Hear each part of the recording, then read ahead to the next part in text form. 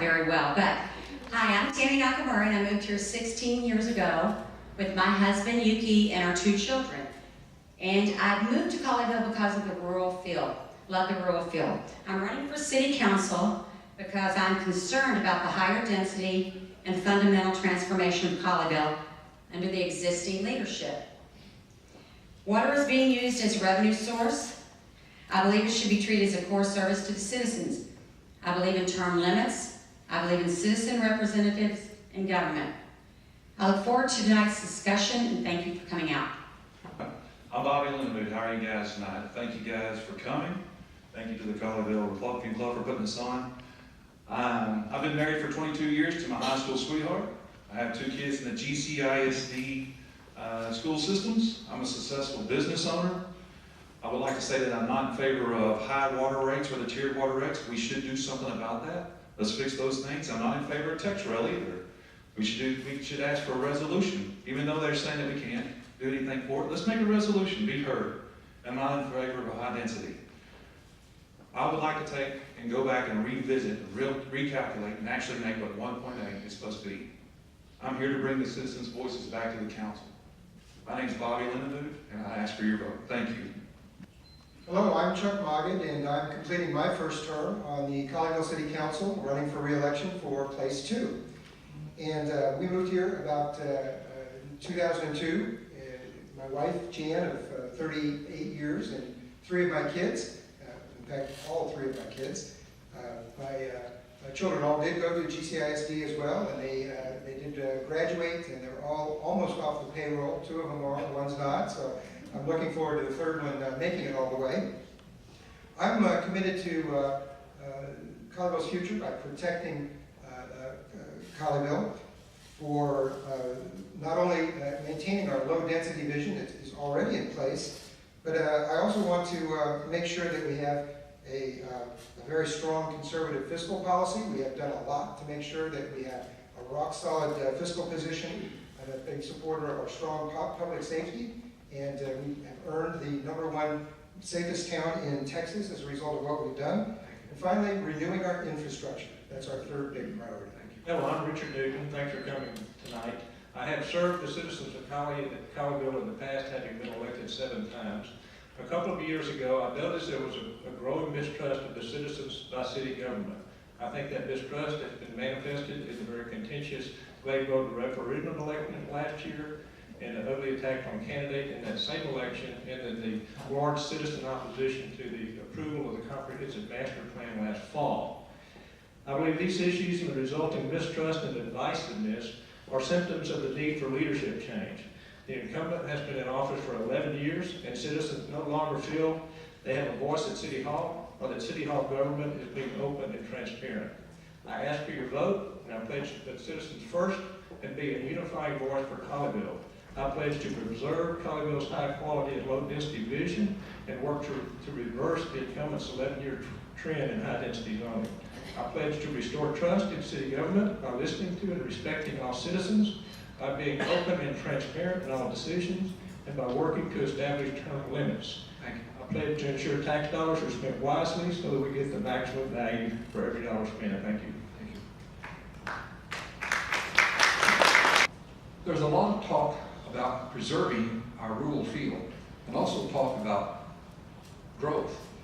How do we balance these two, and what specifically would you do to ensure we are protecting our rural field? Okay, well, thanks for the question, and I had sent over 2 charts for them to put up. And the first shows that the density under the previous comprehensive is 16.1. That's the previous plan under the old plan, and the new plan, it's 8.2. Okay, so the second one is the new calculation under the new plan, but it's not up there. But the second one, if you go to Spring Garden, the units per acre, it is 8.2. The second one, as I said, is the new one, and as you'll see, the density in this chart drops in half. It's not as if the developments changed, because they didn't take away half of them or anything like that. But to say we still have 1.8 units per acre is kind of like using the Obama-like math, is the way I put it, okay? And the charts prove it. I wish I had the other one, but the top one we'll go with Spring Garden is 8.2. Secondly, we all know Colleyville is growing. I support Councilman Chris Putnam's proposal, which the incumbent shot down, to find the transitional areas in the comp plan so the city staff and the P&Z are not left guessing on what to do. As of right now, they're kind of guessing here and there, whatever needs to happen. I would make sure that the rural field stays unique. And it's, that 1.8 is actually 1.8. We're actually going to talk about this in depth here in just a little bit. We've changed the standards on this, unfortunately. We have moved the calculations back and forth to make sure that we help developers get what they want. I'm not going to do that. I want to make sure that 1.8 is 1.8, and that's exactly how the rules should read. That's how I plan to keep with the unique feel of Colleyville. We all know why we moved here, because it is unique. Let's keep it that way. One of the ways we, as a city council, affect things is through our job in zoning. This shows the future land use map for Colleyville. One of the things that's unique about Colleyville is we really have a business spine that goes up and down 26, and then, if you will, a couple of other business areas over on Precinct Line, and then to the east on 121. Part of what we do is we use the standards around density to make sure that we maintain a rural feel, and we tend to protect our neighborhoods. For example, we have neighborhoods that are typically 1 acre in size, and we make sure to maintain that. We have other acres that are half acres, and then we have transition zones. We'll get into more detail about what those are. We do have about 340 acres of transition zones today, out of our total acreage in the residential area of about 5,500 acres. So we are talking about the parts of town that are up against commercial or institutional areas, and those are the ones that we have in the past, and then as you'll see as we go through this, those are the areas that have some higher density, and we'll talk about the reasons why. By the way, I didn't have a chance in the opening to tell you, I've lived here for about 30 years. My wife has lived here all her life, and they just grown up here. So that's my background. The way I'm going to answer this, and this is a question about how do we kind of manage economic growth and commercial growth and residential growth. The way you do it is through planning and vision and strategy. And the master plan is the document that is in fact the policy document for the city. The elected councilman should follow what's in the master plan. Zoning and land development code should follow what's in the master plan. That's the way it works. In Colleyville, we're fairly unique. You can see the pink areas and the red areas. Those are all commercial zones. When I was mayor in 1999, we created the tax increment financing district, which defined the commercial zone along 26. That's a tool that lets you enhance economic development in those commercial zones, only in those commercial zones. Also the CEDC, the Economic Development Commission, and the Crime and Safety. There's also tools, financial tools to help develop economically. I think we've done that well. All the rest is residential. We're a high quality, high value residential. Protecting those neighborhoods is key to Colleyville. That's the success of Colleyville. You do that by, in the master plan, putting in place strategies to ensure that we are protecting the integrity of neighborhoods. You will hear me say later, that's a problem in the current master plan. Those strategies do not exist in the neighborhood areas. We do have strategies for commercial growth. Those are fine, those are good.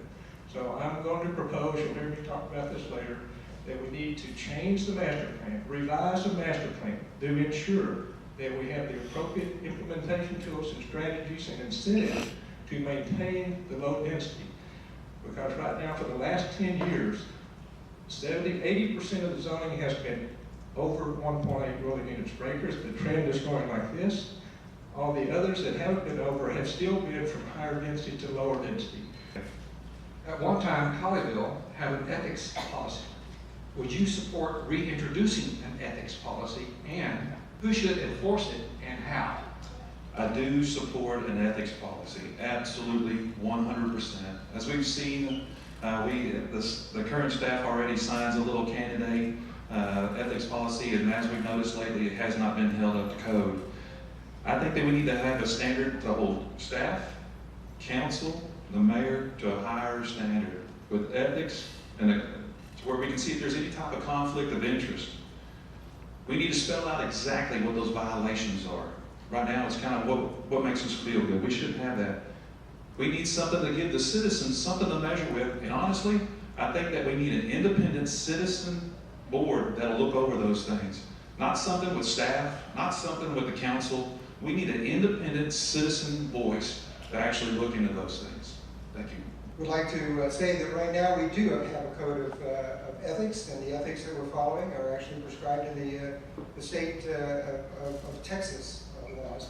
Those are what we're following, and a good example of that is the Code of Fair Campaign Practices, something that all of us in the campaign area had a chance to look at and to go ahead and sign. One of the things that's important about this, of course, is as you take a look at it, it's got some very key things. We'll campaign openly and publicly. We'll talk about issues and focus on things that are important, not get into character defamation. We'll not do negative appeals to based on race or sex or religion or national origin. We won't distort our opponents' views. We'll let them say what their views are. That doesn't mean we're not going to disagree. That doesn't mean we're not going to debate. But it does mean that we are going to be straightforward in how we represent that. This is an example of the kind of thing that we do. And as far as I know, I think I'm the only one here today that is actually taking this out of a packet, signed it, and filed it. I would encourage us all to do that. I think it's a good standard. Thank you, Jim. And if we're going to do ethics, let's do those ethics. Concerning ethics, let me first say that it is not possible to legislate ethics. The way you handle ethics as a citizen, I think, is you be sure you look at the integrity and character of the people that you're putting in office, and that's important. That's as important as the issues and positions on issues are. So I would encourage you to assess all candidates and make that part of your decision process. Now, technically, I've been around a long time. I've been in office a long time at various times. And we have had ethics components before. Right now, as Councilman Wygant said, we're depending on the state of Texas ethics, which may be okay, but there's some components missing, and I think we need to add those. So I'm fine with putting in additional ethics resolutions here.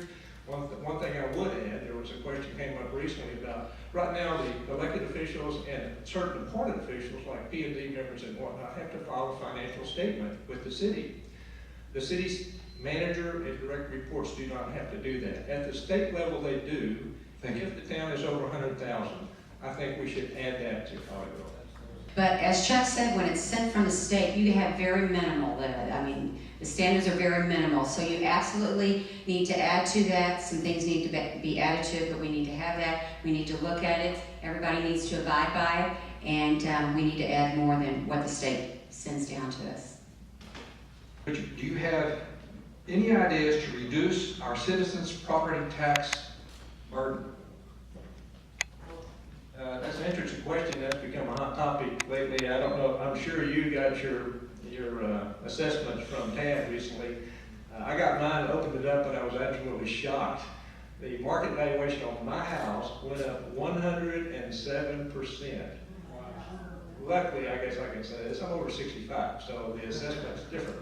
Some of you aren't so lucky. At any rate, what that means, the city has no control of the assessments. That's handled at a central location. Now, maybe we could apply pressure politically at a higher level, but so I think about what can we in Colleyville do as elected officials. We really have a couple of options. They're fairly limited. One, we can have exemptions. We don't have any exemptions from Colleyville for tax, and we could do that. We've done that in the past for over 65, so that's an option that could be considered.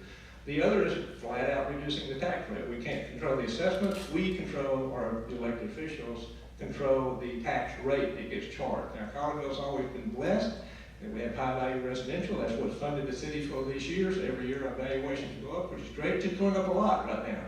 If it goes up more than we need to reduce the rate to generate the revenue that the city needs to run the budget and run operations. Thank you, Richard. I think the bottom line is the Homestead Exemption Act. It's not being used in Colleyville. It's being used in a lot of the cities around Colleyville.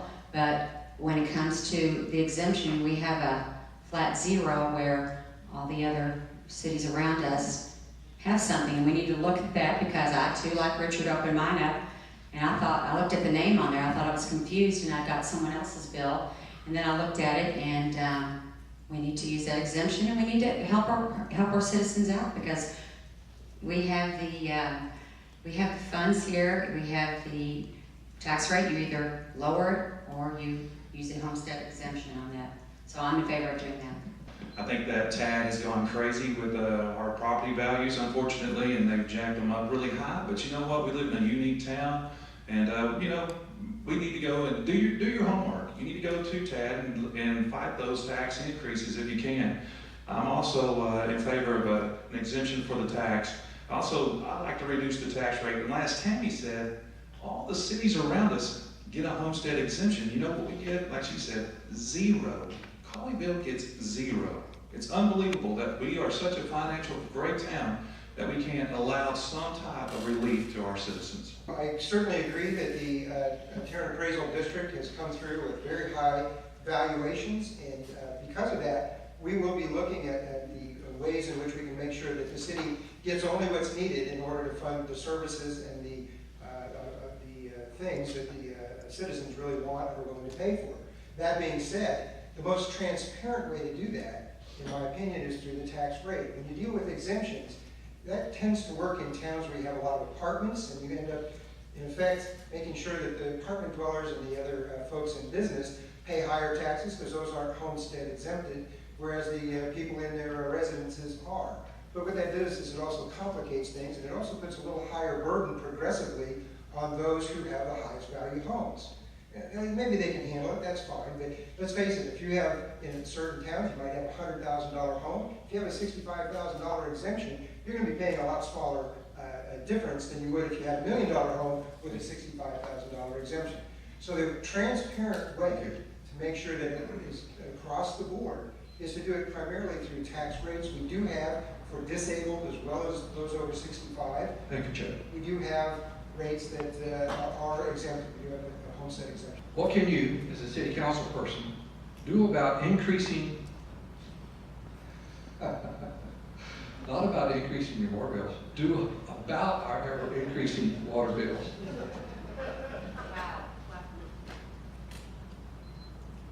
Wow, now that's an issue. I don't even know where to start on that one. I know when I'm doing a lot of walking and I'm going to doors now,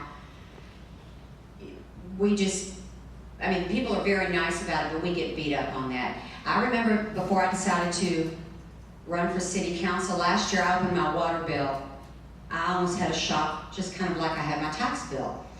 And I am a sprinkler watcher myself, okay? I don't have a device on there now that turns it off, and when you build them nowadays, you have to have that device on there. But I called the city, and they said, well, then you must be using more water. No, the bottom line is that the rates went up, and they went up drastically. And what we need to do is we need to stop using it as a revenue source. We need to have a direct pass-through to our citizens, and we should not be making money on the water. I too had water bill shock. I live on a 1 acre lot. My friend who has a 20,000 acre lot, not acre lot, but a 20,000 square foot lot, had a way smaller bill because he uses less water, of course, than I would for a 1 acre lot. I want my grass green just like him. I want my flowers green and beautiful just like him as well. But what has happened is the city has bought the water at a flat rate. But the city has also went into a tiered rate. So now we've made millions of dollars off the citizens. And I don't think that should happen. There's no way that the city should generate a revenue off its people. This is not a business. This is for the citizens. This is for the people. And we should not pass higher rates just for something that the city gets at a flat rate. Well, while she's getting that, I guess I'd like to start by saying it is the case that our water utility funds, both for the water and our sewer, are closed funds. The water that we receive in revenue as a city is indeed your water, and it doesn't basically get siphoned any place but for uses for water. And so because it's focused strictly on that, whatever it comes in, if there is a deficit for a year, that has to come out of reserves. If there's a surplus for a year, that is put into reserves, but it's all, in that sense, it's a closed fund. And what I'd like to do is first show the increase, if I could. I'm sorry, I don't. It's this one. What I'd like to show is the increase that we've seen from 2015 to 2016. And since I can do that, I'll just tell you what it is. Chuck, if you wish to wait a moment till she brings it up, that's fine. I don't have She says she doesn't have it. No, you can go ahead and continue. I do think I Let me want just to continue briefly. I'll say this, and then I guess I'll invite you afterwards to take a look at it. You know, basically, at the 20,000 gallons a month level, and just so you know, the average yearly total for a resident in Colleyville is 21,000 gallons. And we have some folks that are certainly paying more than that and doing a lot more than that, but 20,000 is it. In fact, during the winter months when we're not doing outside watering, that covers over 90% of the citizens in Colleyville. However, when you get to outside usage, which is basically the issue, then we do see that there is some additional cost on a monthly basis. Thank you. The numbers went up about 9% year over year. The question is, what can we do about rising water rates? So one thing is factual. We buy water from Trinity River Authority. We've been doing that for the whole time I've been living here. They produce the water, they charge the city for that water. That is passed through. It's been that way for years and years and years. Now what the city does, two things. They install and operate the water system within the geographic boundaries of Colleyville and have to run that. So then they set a water rate that should be set to cover the expenses, the operations expenses and infrastructure expenses of the water rate. Now what happened in the last year or two, there's been 2 water rate increases and this tiering structure was changed. So you're seeing a pinch because that was done when there was low water usage. Now when there's going to be higher water usage, you get bumped into a higher rate real quickly. There's another question you could consider. Is this an equitability question? Before the tiered rates went in, we charged one amount for per gallon of water no matter how much you use. That way that's equitable across the boundary, and that's an option that could be considered. Do you think TexRail will be good or bad for our particular community? And what, if anything, do you think we should do about it? Let me tell you that TexRail is a $1 billion tax fraud. It's just tax federal, really and truly. Matter of fact, Obama didn't even believe in it. He gave $100 million to a $1 billion project. He didn't like it. We're $350 million short. People are telling you that it's coming through, that there's only going to be 6 trains. That's false. There'll be up to 60 trains, heavy diesel trains, daily. They're going to take those tracks up. They're going to put new ones back down. We actually have a representative that sits on our city council for this area. It's Mr. Taylor. Mr. Taylor has told you that it's going to come through. You might as well take it. You know what? I believe that we could start with a resolution telling them that Colleyville don't like it. Okay, so they might still push it through. But you know what? Remember those days when they stood up for civil rights and they stood up for women's rights to vote? Because somebody stood up and did something about it, it stopped and it changed. We at least need to make a change. We at least need to stand up and be strong. Let's make a resolution immediately. I also agree. Okay.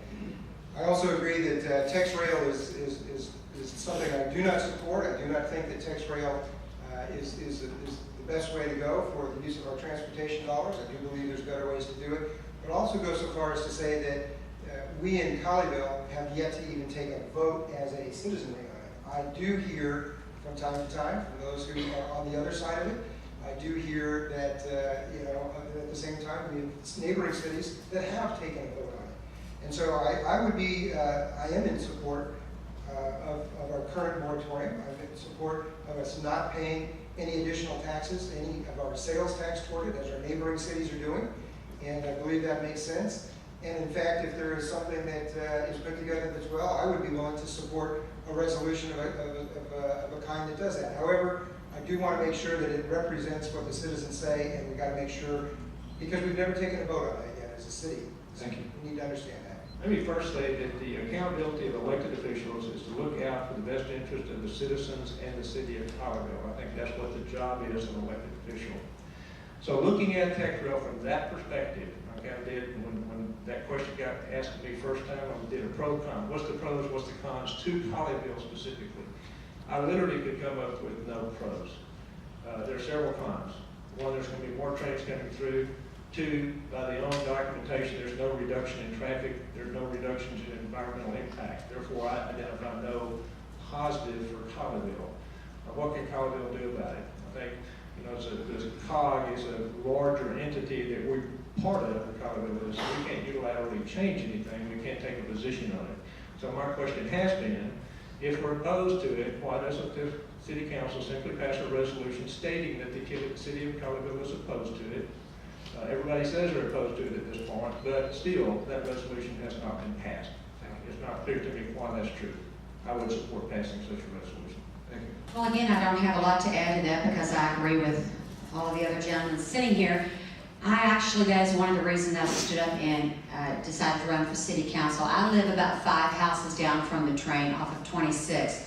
And with the train that we've got coming down there now, it's nice. We love the torrential train. We love to get all our relatives on it, ride over to Fort Worth. But to have it come 50, 60, whatever the number is, it's a lot more than what we've got coming down right now. I'm totally 100% opposed, and I agree with what they're saying. Why do we not have Mr. Taylor stand up and say, we don't want it in Colleyville? And I'm walking these houses, and I might have had 2 or 3 people that have lived in Chicago, lived in New York. They like it, they know it. I don't know about you, but I'm not giving up my car, and I bet if I took a poll in here, nobody in here would give up their poll because Texans don't ride trains. They just don't, and we don't want to pay for it. We'll ride the tarantula. We like the cute little train, like I said, and ride over there, but we don't ride trains. What do you see as the most significant differences between the 04 and the 15 comprehensive plans? What needs to be changed, if anything? I'm going to answer this question in a little bit different fashion. I'm going to read you 4 quotes from the current 2015 master plan. Let me first say, as I said earlier, the master plan is a policy for the city. It's a real live document that has an impact. So, quote number 1, this is from your current 2015 master plan. In the residential density section, starting with the 1998 comprehensive plan and continuing with the Colleyville plan, 2004 to 2025, the city established a citywide residential density benchmark at 1.8 dwelling units per net acre. Remember that statement. Quote number 2, from the character and form area of the master plan, a significant number of the largest state lots on the far western edge of the city near Precinct Line Road have been redeveloped into smaller lot neighborhoods. This trend continues with properties along the northern boundary of the city on either side of Pleasant Run Road. 2 sentences down, they have contributed to the loss of areas that added to the country look of Colleyville. This trend is anticipated to continue as development lands with a Colleyville address are now almost entirely gone. Quote number 3, this is in key current future considerations. The consolidation of larger estate and remnant ranch lots and their conversion to smaller lot developments has been occurring for the last decade and is anticipated to continue. 4, given the high demand for homes in Colleyville area and as the city approaches build-out, new residential growth will often be in the form of infill neighborhoods where larger homestead sites are further subdivided into single-family lots. That, folks, is the difference in 2004, those statements. Clearly, the 2015 plan and why everybody was so concerned about it basically states the trend of high density is going to continue and the urbanization of the residential area is going to continue. I think that's problematic. I think a lot of citizens that I've talked to think it's problematic. Thank you. We need to modify the plan to adjust it.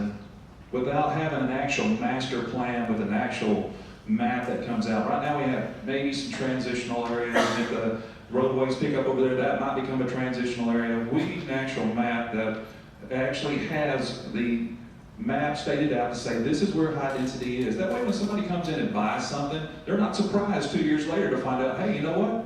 We're in a high transitional area. They've decided that's what we're going to do. And now on my 4 or 5 lots that are beside me that are 1 acre, they're going to tear those up and put in high density beside me.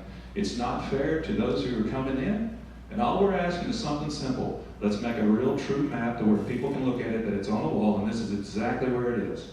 The maximum density of each residential project should be 1.8 dwelling units per gross acre. Destination Colleyville proposes to maintain the residential policies of the 2004 Colleyville Plan. And then it goes on from there. I think that is the intent.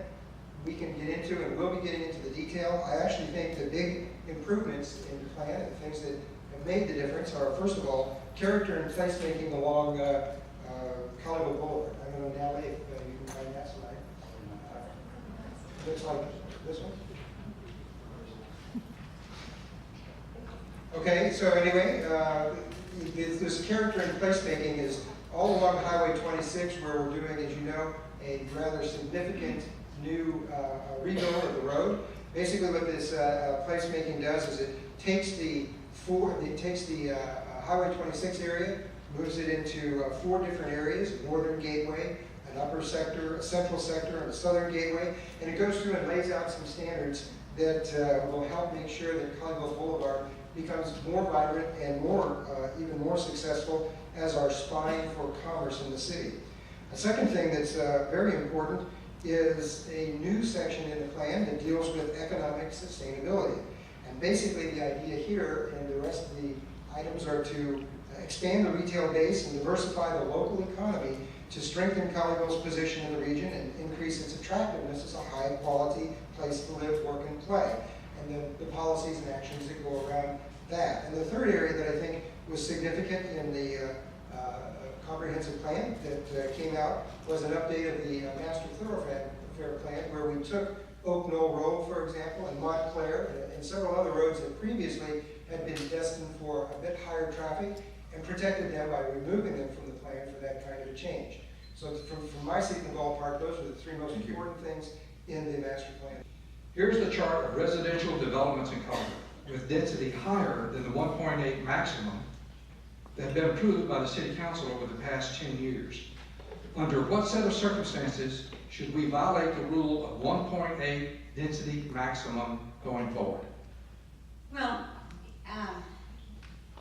I believe that we kind of touched on it before. There's another one that shows, that's the previous, and there's one that shows the recent one.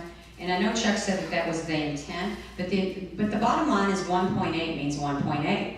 Okay, you can calculate it any way you want. You can throw in whatever you want, but you need to make it consistent. And if you look over the last periods of time, you don't have that. So in getting back to the question that you asked, I think that Councilman Putnam said it the best way. Let's pull up, let's get those transitional areas. As Bobby said, let people know when they buy those what's going to come in there and what you've got to deal with, and let's keep it consistent. We're not keeping it consistent, it's not fair. You know, you can't pick and choose as to who gets what because you like this person better or you don't like this person or whatever it is.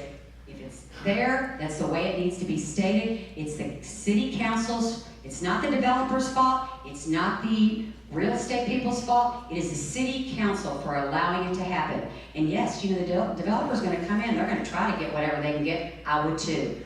So it's the city council that needs to say no. We should take that stand. That's what made Colleyville unique, is because people move in here because we hold a real high standard, but lately that standard's not being held. We're going to have that question again here in just a minute. I'm going to get into real good details on it. But I'm telling you, we've got to take a stand right now. I'm from Irving. You know what? We went in with a bunch of high density, and you start peaking up the hill, and before you know it, you've dropped over, and you can't back up. We're headed that way if we don't take a stand right now. In some cases, they're for downsizing for people who are getting older. That's certainly the case that's happened in Creekside development, where we have some less than half-acre lots near the Target store, which nobody wants to put up a $2 million home on an acre lot. Those places, by the way, are selling for a minimum list of $500,000, but in actuality, they've been selling for $600,000, or some even up at $1.1 million. They're not taking the neighborhood down. They're building the neighborhood value up. First, let me say there's nothing bad about anybody living in some of those developments. They're all citizens, they're all good people. Nothing wrong with the developers that do it. It's up to the city council to hold the standards. Developers are out to make as much money as they can, have no problem with that whatsoever. We set standards to match the vision of the city. The elected officials have to hold the standards. This is all about what does transition area means. The council will not have a public meeting to discuss openly what is the definition of transition area. We see many development, 70% have been PUDs, high density developments over the last 10 years. I can tell you, if you look at the zoning ordinances, those zonings violate the zoning ordinance. There's parameters that they should stay within and they have not. I think transition is key. Originally it was defined, if you're up against hard commercial, that could be transition. What's happening now, there's zoning high density, this creates another transition, so to speak. And so it's just a domino effect. It goes right into the city. I think that's a very dangerous thing to do. And I think we need to take a serious look at it, define what transition is, define what density means, and then reset the standards and stick to it. Please tell us specifically how you believe our city should calculate the 1.8 maximum density of residential dwellings per acre. Thank you for your question. Let me just say that I love everybody that's in there too. Well, I would not ask anybody to get out what's already there. Our city is perfect just the way it is. I just want to make sure that we don't go any further than what we've already done by holding to the standard. And I'd like to tell you this is an actual quote. My opponent is on the record stated in City Council meeting September 15th of 2015, more density is something we're going to see within the city on undeveloped properties. That's a quote. We've not been abiding by these rules for the last 10 years. They've approved developments of over 16.1 per acre and more than a dozen of 3 per acre. 1.8 doesn't mean 1.8 anymore, unfortunately. They changed it to where it makes sense for these guys. And I think we need to hold to the standard. We should not be adding in streets, should not be adding in drainage. We should not be adding in right-of-way to the calculations. That's not 1.8. We need to hold it to the standard. I say no. I say we stick with this, that my plan, to where you're not putting those additional things in to make your 1.8. Let's hold to the standard of 1.8. Where I stand is that the 1.8 in the non-transition areas is what we need to do. And what is 1.8? We originally came up with our standard because we wanted to have our standard R20 straight zoning be our gold standard. Straight R20 is a 20,000 square foot, almost a half acre kind of a standard. And that had 2 advantages. One is it preserved the density vision we had, but secondly, it did fit in with the oversight that we often get under the Fair Housing Act. We are able to do some very good things by at least having that in place. Now here's what happens. You take the R20 and you do a division on a straight zoning basis, and that's actually a density of 2.2 on a net basis. And the reality is, it's not 2.2 that we have for a standard, because we have 1.8, not 2.2.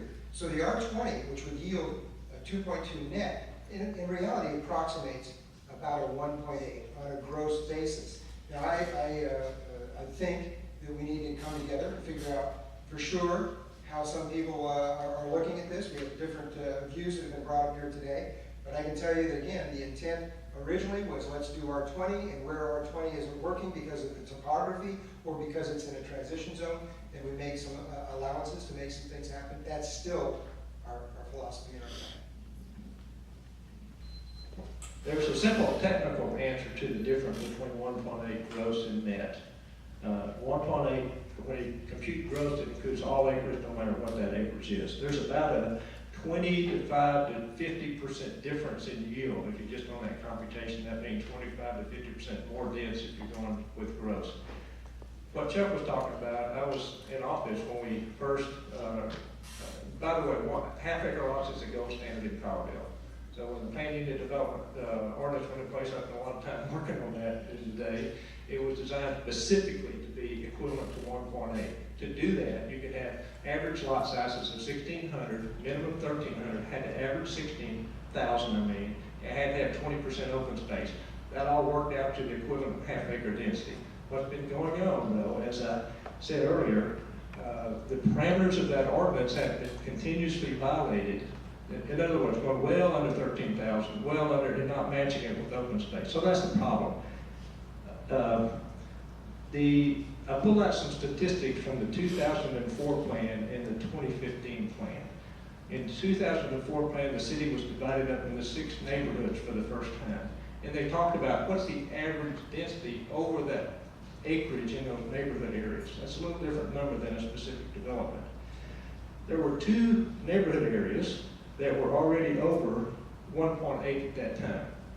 And this was computed on net. In the 2015 plan, version 1, I say version 1 because in the first reading, that was version 1, there were 3 neighborhood areas that were over 1.8. In other words, that trend of density that I've been talking about, in fact, is reality. Now, these are snapshots in time, nonetheless. That's computed on net density. The council in version 2 changed from net density to gross density for these neighborhood areas. And therefore, the density went down dramatically. And that's a misrepresentation. You can't compare that to 2004. That's serious business to me.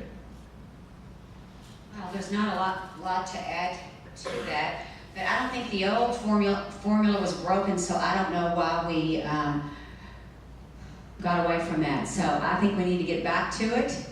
What we say is what we need to do. That's basically what it is. I mean, you need to tell the people exactly what is happening, and that is not happening. People are left to guess, and we need to go back to the old, it was the net as opposed to the gross, and as Richard was saying, and that's how it's been gotten away with here recently. You got to decide, what it is and stick with it, period. Councilman Taylor was elected by our current council to sit as our representative on the Regional Transportation Council, publicly supports TexRail. If you are elected, will he continue to have your support to sit on this board and represent Colleyville? In this seat, which is a seat that for a long time, and in fact even now, it actually represents 10 different cities. The cities of Keller, the cities of Grapevine, Southlake, Colleyville, Westlake, Trophy Club, Roanoke, Hearst, Euless, Bedford. Colleyville accounts for the voting strength of about 6.7% of all those. And the big dog on the block with 25% of the voting strength is Grapevine, followed by Hearst. And I guess the point is, if Mr. Taylor is not there, we're going to get a really strong railroad person. So yes, I'll support him, absolutely. Councilman Taylor has history over a long time, I will say a decade or more. Councilman Taylor has been pretty pro-regional growth. And earlier I talked about, if you're talking about the question about Colleyville, we need representatives to represent Colleyville. So my bottom line answer is no, I would not support Councilman Taylor because I think historically he's shown that he's going to be supportive of the regional area and not necessarily focused in on Colleyville. I think we need somebody that's going to focus on Colleyville and represent the interests of Colleyville citizens. Thank you. Perfect timing.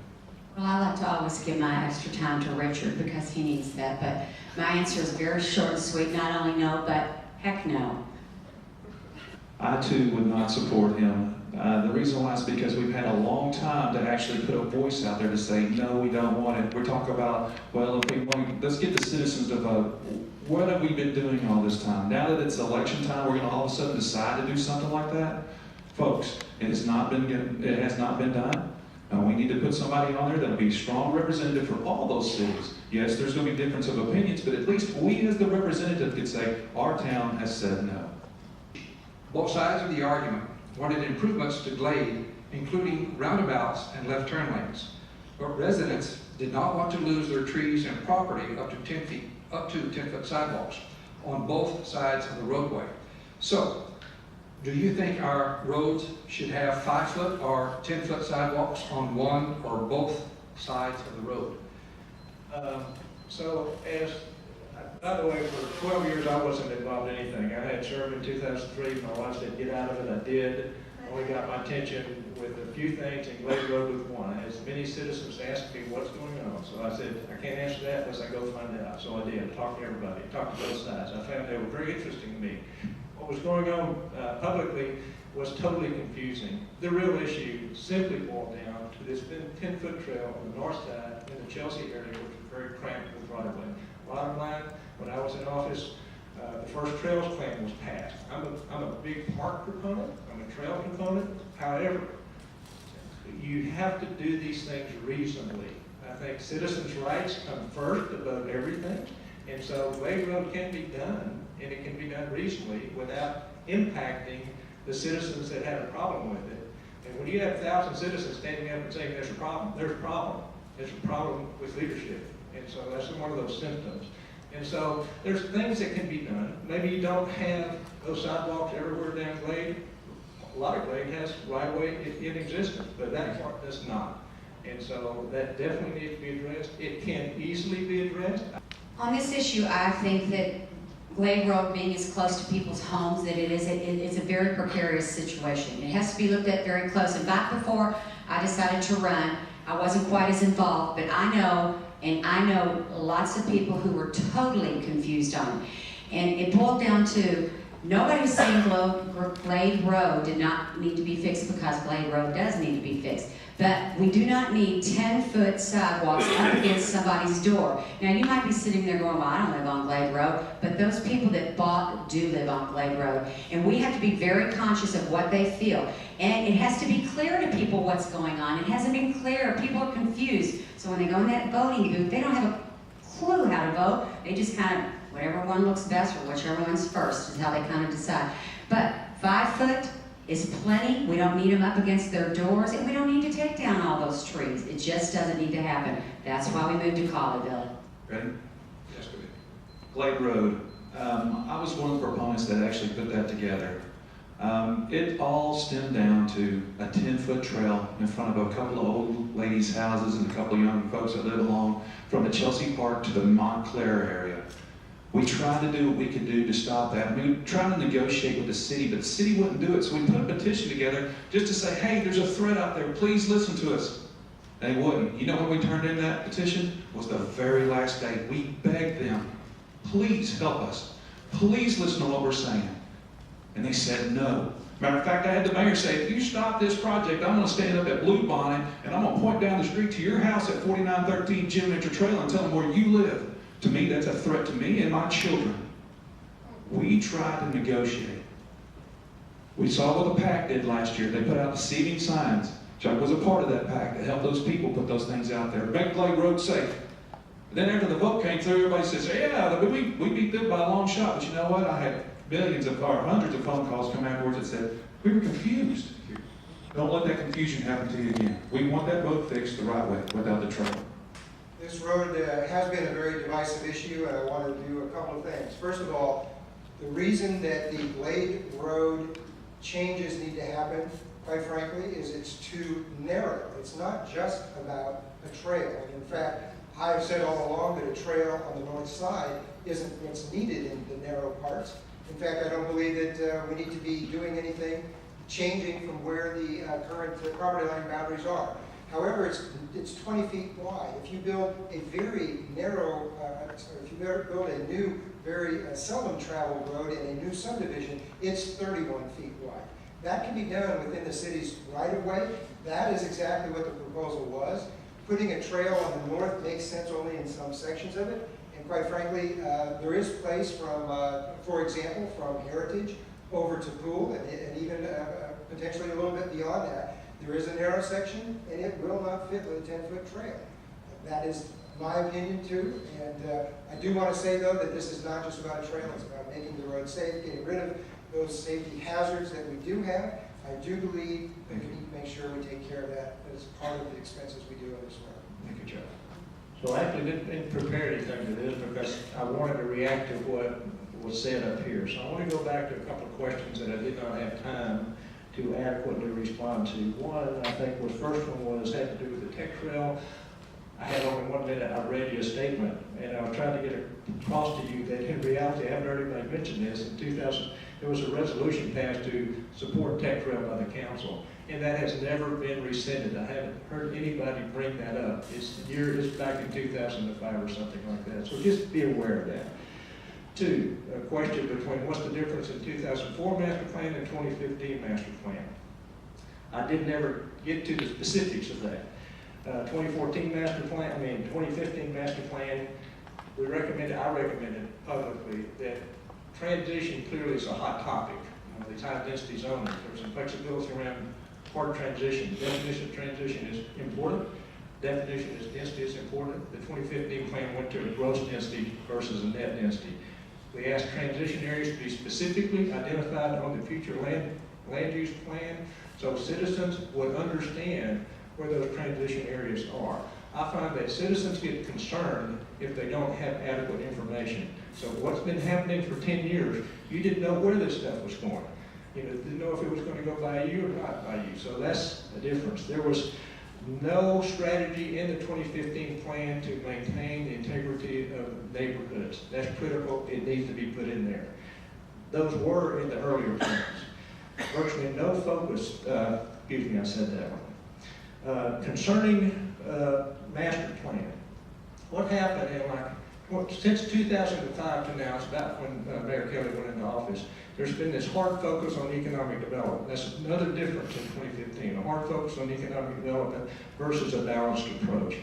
That's when the high density zoning started. I've heard statements made that, hey, the more houses we put here, the more population, the more support to businesses. That's a false premise. I can explain to you why privately. That's a false premise and it's a dangerous premise. Thank you. So beyond that, I ask for your vote. I'd love to talk to you. Please call me. I'm not adequately doing in closing, but I love to talk to people. I love to hear what you have to say. We didn't touch on the transparency issue. I think we have a serious transparency issue in city government that we need to resolve. And I'm happy to tell you what my specific examples for that are. Thank you, Richard. I believe I have a lot to contribute to the city with my experience both in industry as an executive of several companies, as well as my educational background as an engineer and as a financial person with an MBA from the University of Chicago. I can look at the numbers, I can understand what's being done, I can contribute to the discussions in that way. I think that helps out in making sure that we get to good decisions when we as a council are dealing with issues. I like to listen to all the sides, but that doesn't mean that at the end of the day I won't make my mind up and then take a stand. And some of you like that, some of you don't. And at the same time, I do listen to you and really bring forward a better argument that I can understand and go with. And I will change to make sure that that's the argument that wins the day from my seat in the ballpark. I don't have any conflicts of interest. I am retired at this point. I don't have any business interests that will take me one way or the other as far as the city issues go. And I want to make sure that you know too, I'm beholden to you, the voters of Colleyville, for the decisions that get made under my vote. So I want to thank you for your support, ask for your support for the upcoming election. I also want to have your help in making sure that citizen participation stays strong and that we continue to build our great community. I just want to start off with a quote real quick, and it says this. It says that politicians tell stories that people want to hear, but their votes on council and actions don't lie. I'm asking you to go do your homework. Don't take it from us. If you don't believe us, go do your homework. It's on there. You'll be able to see the things. And this isn't a jab at my opponent, but I want to share the facts. My opponent built the high-density comprehensive plan. This guy was part of that. He voted against the will of the people. You remember how hundreds of people stood up and said, we don't want that passed right now. Let us dive into that. Chuck voted against you, unfortunately. We were told that there was a safety issue on Glade Road. You know what? There may be a little bit, because I'm in the dirt business, I'm in that kind of business, I can see where those things are. But we found an email where Chuck was asking the city staff to help him fabricate a safety issue. And Chief Holder came out and said, there's not a safety issue, really. It's on video. You're more than welcome to Google it up and look at it. After many complaints, all this time we talk about tiered water rates and everybody's been complaining about it. Have we done anything about it? Not really. But now that it's election time, we're talking about it. It should have been done long ago. It should have been done last summer. We should have had some type of plan already in place, but we haven't. And I'm just going to say that the Fort Worth Star-Telegram endorsed Chuck with the text rail because he proved that he wouldn't fight for residents. It's in the paper, Fort Worth Star-Telegram. Go look at it. Do your homework. But if you're looking for a guy that'll honestly look in the eye, that'll tell you the truth. I was raised where a handshake meant something, that my word is my bond. I'm built with honor and integrity. I have a business that we've been accused that if I get on council, that we're all of a sudden going to come in and tear all these houses down and we're going to help high density come in. I'll swear to you and promise you right now, I'll put on my contracts that nothing that is above 1.8 will be done by us, ever. You hold me accountable. I'm proud and I love my city. I will always stand up for what's right. I will always do what's best for our town. Thank you very much. I would ask for your vote. First, I would like to thank the Colleyville Republican Club for hosting this forum. I personally believe it's time for fresh leadership, not just nationally, because it's been proved that we need it nationally as well as locally. I'm here to represent you on council, the citizens of Colleyville. As I said in my opening statement, I think we need to get back to the city government that serves the people. That's what it's all about, not ones that exploit it. My opponent has been on city council for 9 years. She's never ran against anyone. She's had an opportunity to champion reform, but she has not done that. I've heard it said, and I'm using it, you are either part of the problem or part of the solution. The status quo is the problem. My opponent is not part of the solution. She's proven that. We should look for ways to reduce the city's revenue footprint, not sell every excuse possible for more revenue. I don't think that that's the problem. The council should lead in tax relief, like having a homestead exemption, and that's what I will plan to lead on that. I think we should define and prioritize our core functions. That's what government is for. Water is a core function. I plan to lead on this. We've got to do something about our water. We need a culture of accountability at City Hall that we are lacking. I plan to lead on this. I ask for your vote for place 1 for the City of Colleyville. Thank you, and we'll be here afterwards to answer any questions.